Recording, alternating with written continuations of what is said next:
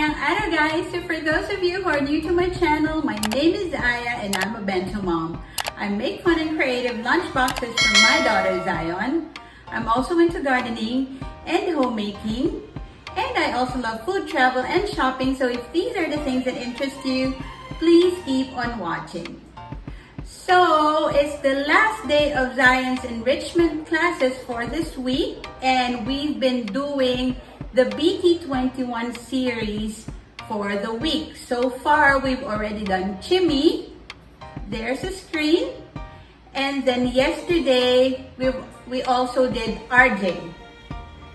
So for today, since it's the last day of the week of her class, for her classes, I decided to do this BT21 character that represents the whole of the BTS army. So let's check and see kung anong ingredients natin at kung sinong gagawin natin for today. Okay, so for today, we'll be doing Van of BT21. So he's actually a space robot that protects all the BT21 characters. And they said that he is a representation of the whole BTS army. So, the ingredients for Van, we have here gray colored rice. So, for this one, I used this black green leaf food coloring. So, I just used 1 drop and I diluted it in water. And kayo na yung bahala to achieve this kind of shade. You just need a lot more water so that it will be grayish instead of the black color. Okay? So once you achieve that color, just mix it with your rice and then make sure to mash it to fully incorporate the color. Okay? And then of course we have here white rice or plain white rice. And then for the details, we need nori. So again, I'm using Bibigo na brand.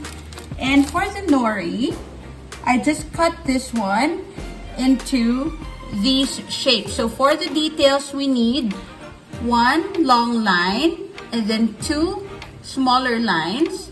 So you need to cut 3 straight lines and then just 1 circle or round shape. So I just use scissors, just the regular shears, kitchen shears for this one. There, okay? And then for today's ulam and sides, I have lumpiang Shanghai or Shanghai rolls. And then I have this prawn crackers. Okay. And then of course I have my bento picks here for the design later. And then we'll be using the same wax paper as yesterday. So this is a space themed wax paper for the base. And then our yum box. Right? So we also have our cling wrap here, and we'll start by molding the rice. Right? So we'll start by cutting a portion of our cling wrap. So we'll start by molding the gray colored rice first. Okay? So we'll put the gray colored rice here. And then we'll wrap it in the cling wrap. So just make sure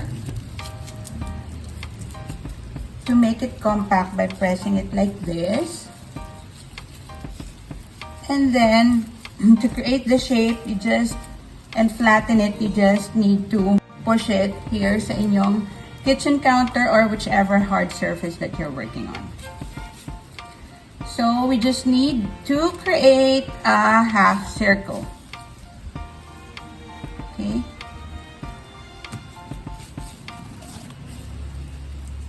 So as you can see there in the picture, the face of Van is actually half gray and half na white. Okay.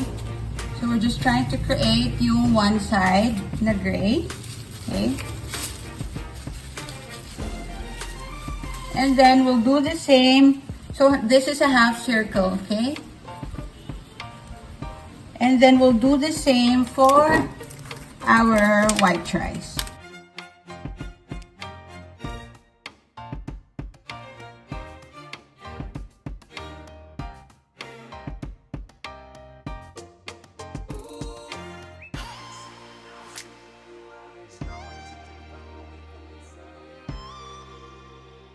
They will look like this. So what I do just to make sure that the line or the division between them is a straight line, so I just press it against a knife like this, just to straighten yung line there. And then I do the same here. And then when I put them together, they have a clearly defined na division there. So we'll put them together in one cling wrap. There. Okay. So I will cut a portion of the cling wrap so we can put them together.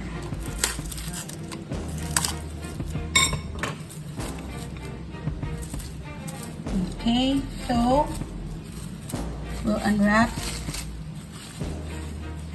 yung ating tray. Colored rice first.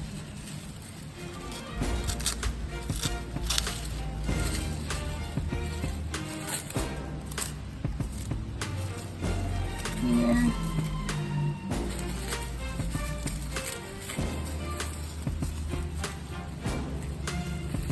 And then we'll do the same for the white rice.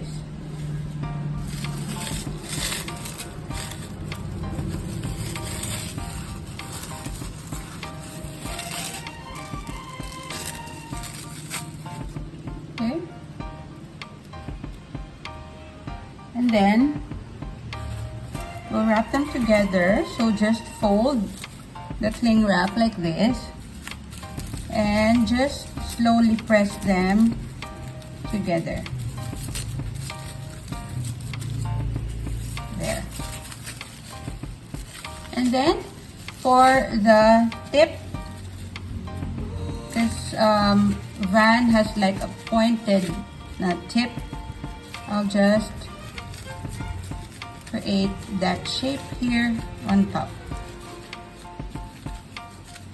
by pulling here with my finger. Okay, so just continue to press this one until they're already together. So there you go. Okay, so we'll now start putting together our bento. Okay, so we'll use our space themed base again, the one that we used yesterday. So I'll just cut a portion of it. Okay, here. And then I'll just put the sides first here. Okay, so again, when preparing your kids' baons, make sure to wash your hands. I'm just putting the bento pick here, and then for this one I'm just spelling out the name of van here, and then here in the middle I'll just put ketchup for our Shanghai rolls. And then I'll put this space-themed bento pick there. Okay, so we're now ready to put our rice here. Okay, since van is already inside here, we put our rice na there. Then we'll just put our nori. Okay, so I'll just turn it over here on my side. I'll just put the long na straight line. So this will be his mouth. Okay.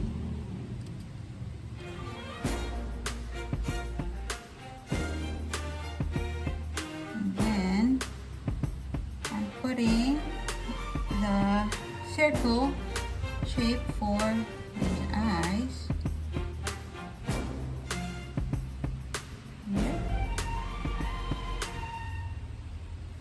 And then the two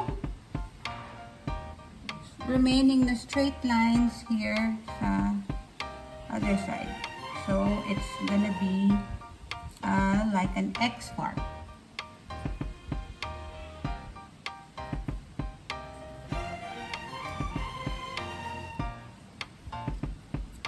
So, here's our finished product.